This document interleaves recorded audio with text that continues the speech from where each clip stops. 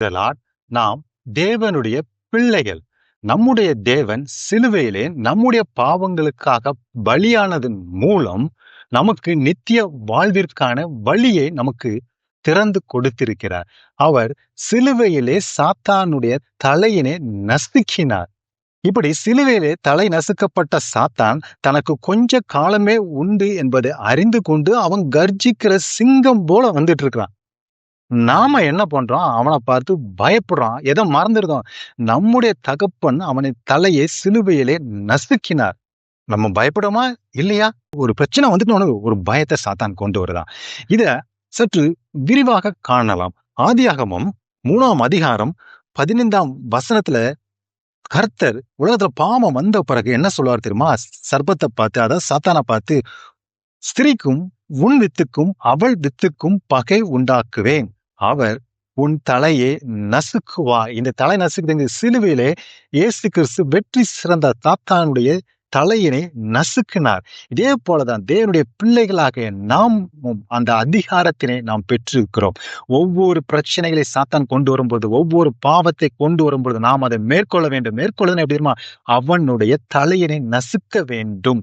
அப்படி இல்லைன்னா நம்ம அவனுக்கு அடிமை ஆகிவிடுவோம். இதை தாவீதுக்கும் கோலியாத்துக்கும் நடைபெற்ற யுத்தத்திலிருந்து நாம் கற்றுக்கொள்ளலாம். 1 சாமுவேல் 17ஆம் அதிகாரத்துல கோலியாத் எப்படி இருக்கான்? ஒரு ஜைஜாண்டிக் ஃபிகர். அவன் கூட பெரிய கூட்டமே நிக்குது. அது மட்டுமா இருக்கு, அவன் என்னது கேடகத்தை வச்சுக்கிட்டு அவன் சொல்றது என்ன சொல்றான் பாத்தீங்கன்னா, இஸ்ரவேல் ஜனங்களை பார்த்து ஒவ்வொரு நாள் என்ன பண்றான்? நிந்திக்கிறான், ஏளனம் பண்றான். உங்களை ஒருத்தம் கூட இல்லையா என்னை ஜெயிக்கிறதுக்கு? நிந்தித்து மட்டும் இல்லாம அவன் சொல்ற வார்த்தையை பாருங்க. நீங்க யாராவது ஒருத்தனை அனுப்புனீங்கன்னா அவனை நான் ஜெயிச்சிட்டுனா அவனை கொள்வேனால் நீங்கள் எங்களுக்கு வேலைக்காரரா இருந்து எங்களை சேவிக்க வேணும். அதை எங்களுக்கு அடிமையாயிரணும். இதாங்க சாத்தானுடைய தந்திரம். இந்த பெலிஸ்தியர் கோலியாத் என்னங்க பாத்தீங்கன்னா, ஆவிக்குரிய வகையில் ஒப்புமைப்படுத்தி பாத்தீங்கன்னா இது சாத்தான், நம்முடைய எதிரி. இவன் என்ன பண்றான்? அனுதினம் இஸ்ரவேல் ஜனங்களை, தேவ ஜனங்களை நிந்திக்கிறான். ஒருத்தம் கூட யுத்தம் பண்ண உங்க ஜனத்துல ஒருத்தம் கூட இல்லையா? இதே போலதாங்க இன்னைக்கு சாத்தான் நம்மளை நிந்தித்து கொண்டிருக்கிறான். தேவ ஜனங்கள் என்று சொல்லி கொண்டிருக்கிற நம்மளை பார்த்து அவன் நிந்திக்கிறான், ஏளனம் பண்றான். ஒருத்தம் கூட இல்லையா என்னைய தலைய என் கூட சண்டை போடுறதுக்கு? ஆமாங்க, நம்முடைய தேவன், நம்முடைய தகப்பன் சிலுவையில வெற்றி சிறந்திருக்க, அவனை தழுவியை நசுக்கிருக்கிறான். ஆனா அவன் நம்மளை பார்த்து நிந்தனை பண்ணிக்க, ஒவ்வொரு விஷயம், பிரச்சனைகள், பாடுகள் ஒவ்வொன்று கொண்டு வரும்போது நம்மளை பார்த்து அவன் சிரிக்கிறான், ஏளனம் பண்றான். ஆனா இங்க தாவீது பண்ணுது பாருங்க. இங்க தாவீதுக்கு பட்டயம் எதுவுமே இல்லை. ஆனா அந்த சாத்தான் பட்டயத்தை வச்சிட்டு இருக்கான். சத்துரு பட்டயம், கோலியாத் மிகப்பெரிய பட்டயத்தை வச்சிருக்கான். தாவீது என்ன சொல்றது? கர்த்தாவே, நீர் என் கேடகமும் என் மகிமையும் என் தலையை உயர்த்திரமாய் இருக்கிறீர் ஆண்டவரே. இதுதாங்க நம்மளுக்கு கேடகம். யாருங்க? நம்முடைய தகப்பன், நம்முடைய தேவன், ஆண்டவராக இயேசு கிறிஸ்து. நாம இதனை மறந்து விடக்கூடாது. சத்துரு நம்மளை அசட்டா பண்ணுவான். தாவீதை பார்த்து அசட்டா பண்றான், ஏளனம் பண்றான். நான் என்னை தடி எடுத்துட்டு வந்திருக்கேன். ஆனா தாவீது பாருங்க, அவரு சொல்ற வார்த்தையை பாருங்க. பெலிஸ்தனை பார்த்து தாவீது என்ன சொல்ற? நீ பட்டயத்தோடும் ஈட்டியோடும் கேடகத்தோடும் வருகிற நானா எப்படி வரேன்? நீ நிந்தித்த இஸ்ரவேலுடைய இராணுவங்களின் தேவனாகிய சேனையுடைய கர்த்தரின் நாமத்தினே உன்னிடத்தில் வருகிறேன். நீ தேவனை நிந்தித்த அந்த தேவனுடைய நாமத்தினே உள்ளவர்கள். அவங்க மிகப்பெரிய கூட்டம் இருக்கலாம். ஆமாங்க, பெலிஸ்தர் பக்கம் தான் கூட்டம் அதிகமா இருக்கும்.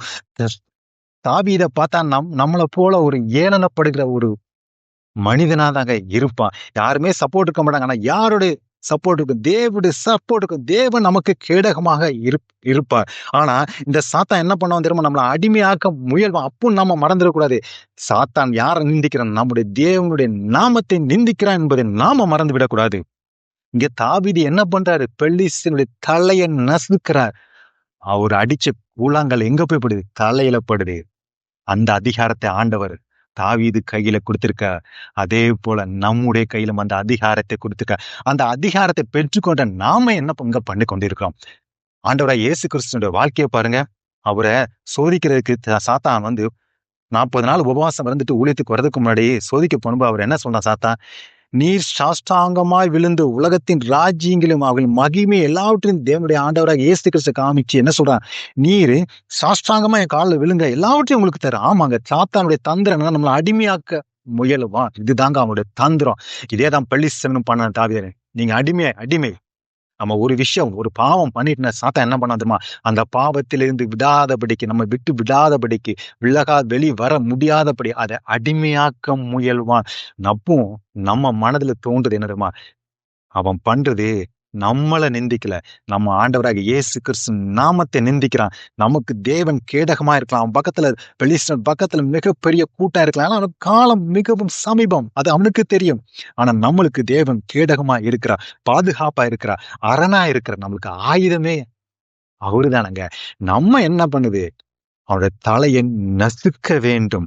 நம்மளுக்கு கவலைகள் வரும்பொழுதுதான் மறந்து விடாங்க, நம்முடைய தேவன் சிலுவையில வெற்றி சிறந்தால் சாத்தானுடைய தலையை, சத்துருவின் தலையை நசுக்கினார். அதே போல நம்மளை சாத்தான் இதே போல நிந்திக்கும் பொழுது, பிரச்சனைகளை கொண்டு வரும்போது, பாடுகளை கொண்டு வரும், நம்ம அதற்கு அடிமை ஆகி விடக்கூடாது. அந்த மாதிரி அடிமைப்பட்ட சூழ்நிலை இருந்தாலும் இன்னைக்கு நாம ஒரு முடிவு எடுப்போம். என்னுடைய தேவன் சாத்தானுடைய தலையை நசுக்கினார், அவனுக்கு உயிரே ஊசலாடி கொண்டுதான் இருக்குது.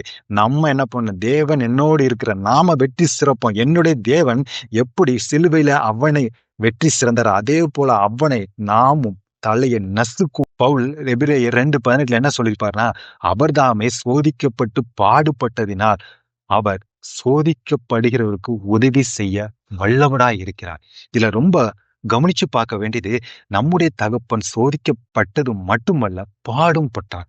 ஆனா நம்மள, அவருடைய பிள்ளைய பாடுபடுவதற்கு அவர் அனுமதிக்கல. எதுக்கு மட்டும்தான்? சோதிக்கப்படுவதற்கு மட்டும்தான் அனுமதி கொடுக்கிறார். அப்படி அனுமதி கொடுக்கும்போது அவர் உதவி செய்ய வல்லவராய் இருக்கிறார்.